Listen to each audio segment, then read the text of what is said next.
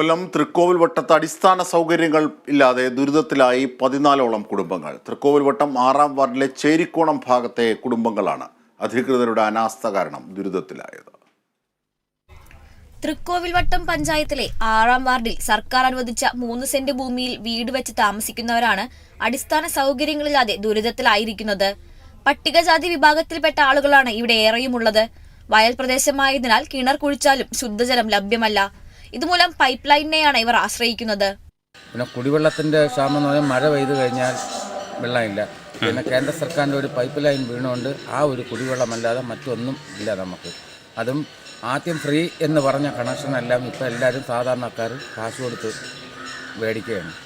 മാസം തോറും ഇപ്പോൾ പൈസ കൊടുക്കുകയാണ്. മാത്രമല്ല ഇവിടെയുള്ളവർക്കൊരു അസുഖം വന്നാൽ വാഹനങ്ങൾക്ക് എത്താൻ പോലും കഴിയാത്ത അവസ്ഥയാണ്. വാഹന സൗകര്യമുള്ള ഒരു വഴിക്കായി പഞ്ചായത്ത് മെമ്പർ ഉൾപ്പെടെ 3 പാർട്ടികളെയും സമീപിച്ചെങ്കിലും യാതൊരു ഫലവും ഉണ്ടായില്ല. പാർട്ടിക്കാർ എല്ലാ രാഷ്ട്രീയക്കാരുടെ അടുത്തും നമ്മൾ പറഞ്ഞു നമുക്കൊരു ആട്ട് ഇറങ്ങി വരാനായിട്ട്. അമ്മമാരും അച്ഛന്മാരൊക്കെ വയ്യാതായി കഴിഞ്ഞാൽ നമുക്ക് തോളിലാണ് എടുത്തുകൊണ്ട് പോകുന്ന ഒരു ഗതികേടാണ്. പിന്നെ വഴിയുടെ ഇതിൽ നമുക്ക് ഇല്ല. മഴക്കാലമാകുന്നതോടെ ഇവരുടെ ദുരിതം ഇരട്ടിയാകും. പല ഭാഗത്തു നിന്നും വെള്ളം ഒഴുകിയെത്തുന്നതോടെ പ്രദേശം വെള്ളക്കെട്ടിലാകും. ഓരോ തിരഞ്ഞെടുപ്പിലും വാഗ്ദാനങ്ങൾ നൽകി പോകുന്ന രാഷ്ട്രീയക്കാർ പിന്നീട് ഇവരെ തിരിഞ്ഞു നോക്കുന്നില്ലെന്നതാണ് വാസ്തവം. കേരള വിഷൻ ന്യൂസ്, കൊല്ലം.